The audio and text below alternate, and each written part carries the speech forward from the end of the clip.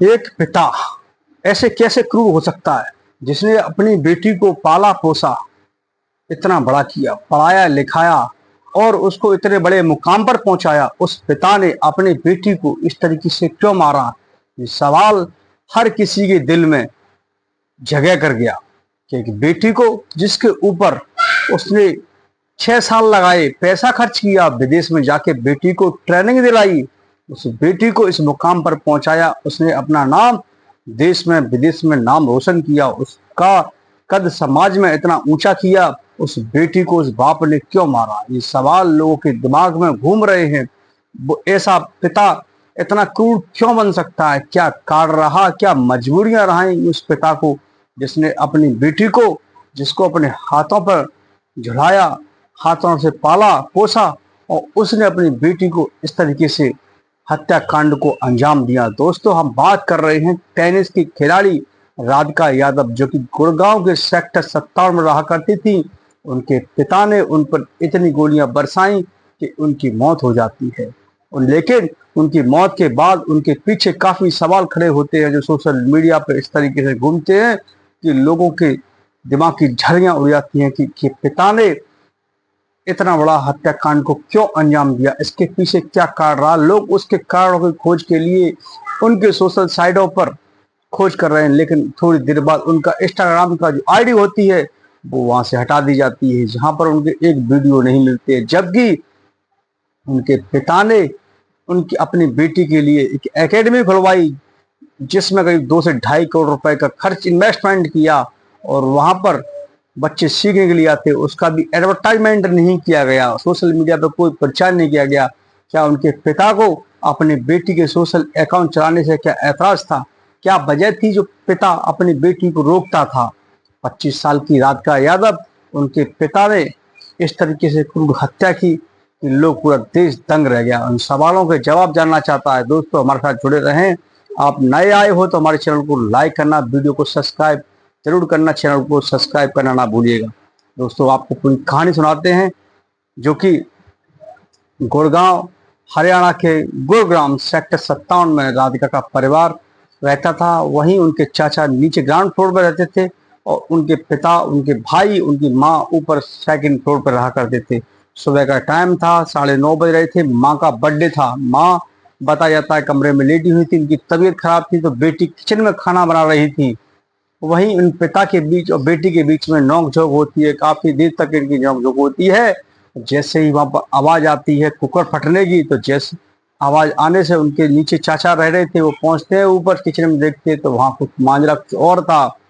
उन्होंने समझा कुकर सब शायद खाना बनना है, तो कुकर किचन में फट गया है। वहां पहुंचते हैं तो वहां लथपथ से खून से पड़ी हुई राधिका यादव वहां पड़ी हुई थी।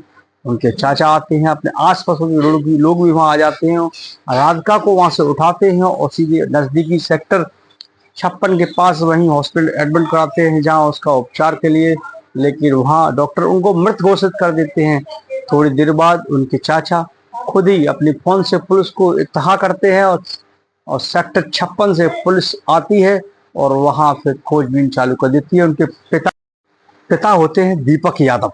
दीपक यादव पेशे से एक बिल्डर हैं, प्रॉपर्टी का काम करते हैं, तो पैसे की अथाह कमी नहीं है, भरपूर तरीके से अपने परिवार पर खर्च करते थे। उस बेटी को इस मुकाम पर पहुंचाने वाले उन पिता की पूरी कुर्बानी है।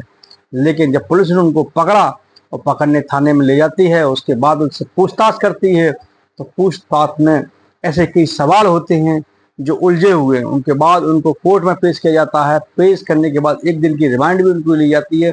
लेकिन उसके पीछे राधिका इंटरनेशनल टेनिस की प्लेयर थी, उस पर इस तरीके से मारना एक पिता को गंभीर सवाल खड़े करता है। तो ऐसी क्या वजह रही? खुद ही उन्होंने इतना पैसा लगाया, एकेडमी खुलवाई, लेकिन वहां 5-6 साल तक उसमें विदेश में भी ट्रेनिंग दिलवाई, वहां जाकर ट्रेनिंग दिलवाई अपनी बेटी को, और फिर भी इस तरीके से उनके साथ में हादसा होता है तो बड़ा दुख होता है। 2.5 करोड़ रुपए का टेनिस का एकेडमी बनवाया, वहां करीब 50 से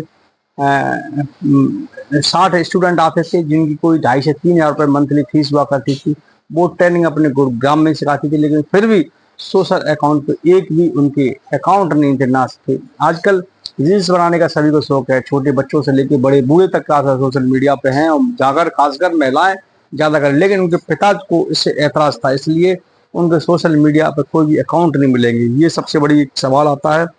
और दूसरा आता है उनका माँ के बयान भी लेते हैं तो माँ के बयान में कुछ उनको झोल दिखाई देता है कि वो घर में लेटी हुई थी, कमरे में उनकी तबीयत खराब थी और उनका बर्थडे भी था, उस लिए रात का खाना बना रही थी। तीसरा सवाल आता है कि जो इंटरनेशनल की एकेडमी संचालक सोशल मीडिया अकाउंट क्यों नहीं है। राधिका सोशल मीडिया पर रील बनाती थी, इससे पिता काफ़ी नाराज थे। एक म्यूजिक कंपनी में भी उन्होंने काम किया था, उसका एक वीडियो था जो किसी एक अभिनेता है, को एक्टर है, उसमें वहाँ उनके साथ में रील है, तो शायद उसको लेकर ऐतराज़ जताया था। उन्होंने कहा इस वीडियो को डिलीट कर दीजिए, लेकिन यहाँ बात कुछ और निकल के आ रही। बताया ये भी जा रहा है कि वो कहते थे कि हमारे गांव के लोग जो है वो कहते थे तू जो अपनी बेटी की कमाई खा रहा है, उसको ये बात बहुत बुरी लगती थी, जबकि वो खुद बिल्डर था और उसने अपनी बेटी को 6-7 साल तक ट्रेनिंग दिलवाता है, टेनिस के प्लेयर बनाता है और ऐसा कदम उठा देता है। तो बड़ी ये दुख की बात होती है। राधिका यादव जो टेनिस की प्लेयर है, काफ़ी अच्छी प्लेयर रही है और उसने अपने गुरुग्राम का, समाज का, देश का नाम रोशन किया है। राज्य स्तर से खेला, फिर इंटरनेशनल खेला है, विदेशों में खेलने के लिए गई है।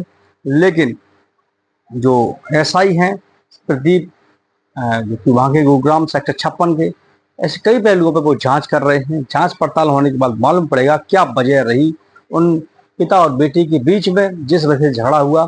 उनके पास अपनी लाइसेंस रिवॉल्वर थी, उसको लेके आते हैं, उनके पीछे से पीठ में किचन में खाना बनाते हुए पीछे से वार करते हैं, जहाँ से ताबड़तोड़ तरीके से करीब उस रिवॉल्वर के अंदर 6 गोलियां होती हैं, जिसमें से 5 गोलियां चलाई जाती हैं, 4 गोली उनके सीने में, पीठ में लगती हैं और 1 गोली मिस हो जाती है। इस तरीके से उन्होंने अंजाम दिया। और आप देख सकते हैं उनका ये IS यादव के नाम से उनका विला है, जहाँ पर उनका पूरी परिवार रहा करता था। उनका भाई किसी काम से बाहर गया था, वो था नहीं मौके पर। लेकिन आप हमारे वीडियो को आप देख रहे हो तो जरूर लाइक और सब्सक्राइब